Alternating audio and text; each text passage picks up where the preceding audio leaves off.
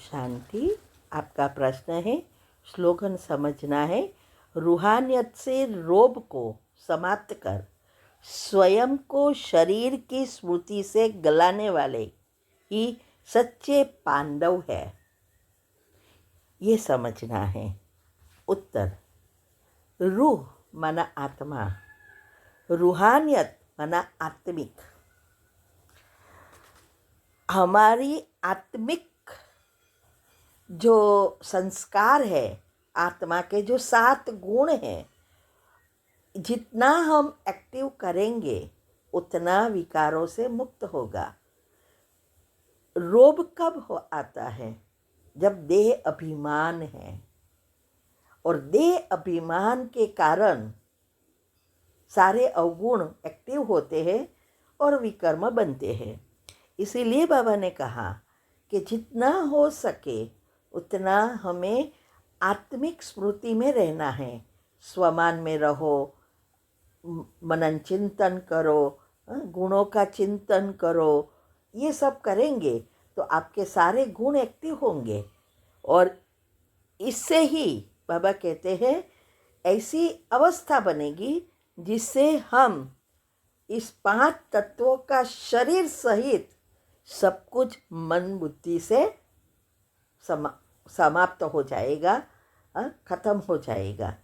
स्मृति से गलाना अर्थात ऐसी स्मृति बनाना। तो रहना तो यही शरीर में है, लेकिन स्मृति बनेगी आत्मिक, और तब हमारे सारे विकार समाप्त हो जाएंगे। इच्छा मात्रम अविद्या ये अवस्था बन जाएंगे। क्योंकि बाबा जो भी हमें बताते हैं वो उसके लिए है जो नंबर 1 में आने के लिए तीव्र से तीव्र पुरुषार्थ कर रहे हैं।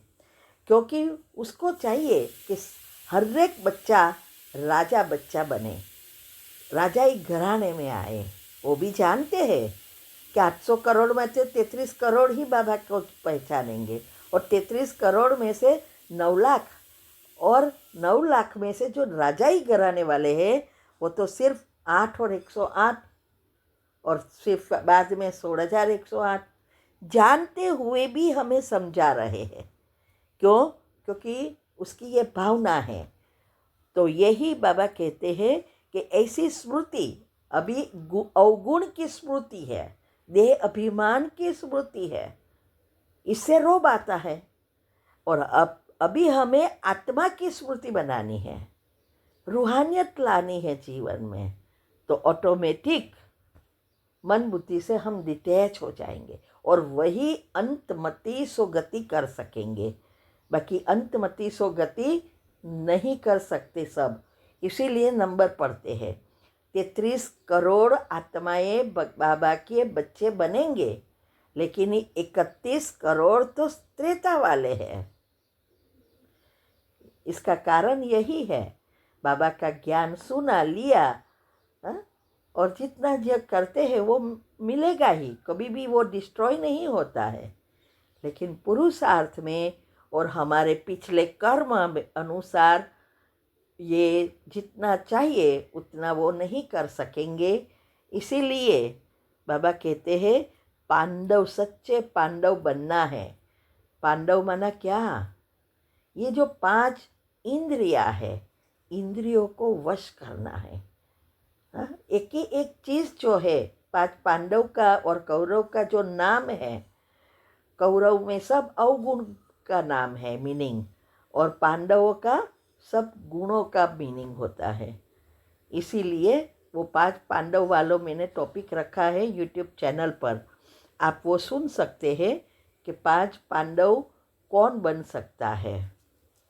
और 5 पांडव जो 5 विशेषता से भरपूर होता है, वो युधिष्ठिर राजा महाराजा बन सकता है। युधिष्ठिर का अर्थ ही यह है कि युद्ध में स्थिरता, मन की युद्ध चले ही नहीं। वो तो 8 ही है और 108 है। ठीक है। ओम शांति। ओम शांति। आपका प्रश्न है, रॉयल वह है जो सदा ज्ञान रत्न से खेलते पत्थरों से नहीं, ये स्लोगन समझना है। उत्तर है, शिव बाबा हमेशा कहते हैं होली हंस का उदाहरण देकर कि होली हंस जो होते हैं वो रत्न ही चुगते हैं, पत्थर छोड़ देते हैं। तो उसका अर्थ यही है कि बगुले और हंस दोनों सफ़ेद है, लेकिन दोनों की आदत अलग अलग है। बगुले हमेशा गंदगी ही खाते हैं, चुगते हैं, और हंस जो है वो रत्न चुगते हैं, अच्छी अच्छी चीज़ें लेते हैं। ऐसे ही बाबा कहते हैं कि हम जो पुरुषार्थ कर रहे हैं, जो भगवान के बच्चे बने हैं, वो रॉयल बनने जा रहे हैं, लेकिन उसके संस्कार यहाँ बनाना है।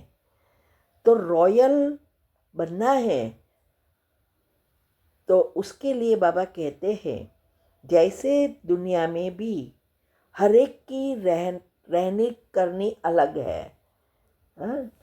जो रॉयल फैमिली है, जो राजाई घराने के हैं या अच्छे अच्छे घराने के हैं, उसकी रहने की विधि माना सुविधाएं अलग होती है।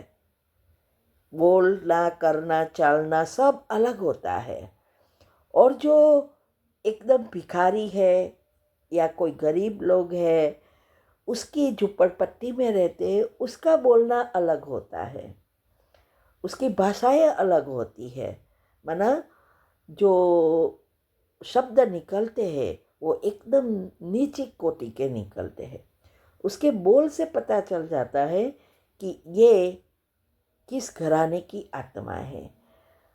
तो इसीलिए बाबा कहते हैं कि हम रॉयल बनते हैं तो रॉयल चीज़ें अर्थात ये जो आत्मज्ञान है, एक एक ज्ञान लाखों रुपयों का है, वो रत्न है। तो बाबा कहते हैं हंस की तरह हमें ज्ञान का ही चिंतन करना है, सृष्टि की तत्वों की बनी चीज़ों का नहीं। पत्थर अर्थात अवगुण, बुरी चीज़ें। हाँ? आज हमारे संस्कार दुनिया में ऐसे हो गए हैं जो उसको हमेशा बुरा ही अच्छा दिखाई देता है। किसी भी व्यक्ति को देखेगा तो भी बुरी चीज़ ही अच्छी मीन्स के दिखाई देगी, अच्छी चीज़ नहीं दिखाई देती। तो वो पत्थर के समान है। इसीलिए बाबा कहते हैं हर एक के गुण ग्राहक बनो, उसकी विशेषता को ग्रहण करो, और वो तब होगा जब हमारा मन परिवर्तन होगा, पॉजिटिव बनेगा। तो होली हंस बनना है, बगुले नहीं। ठीक है। ओम शांति।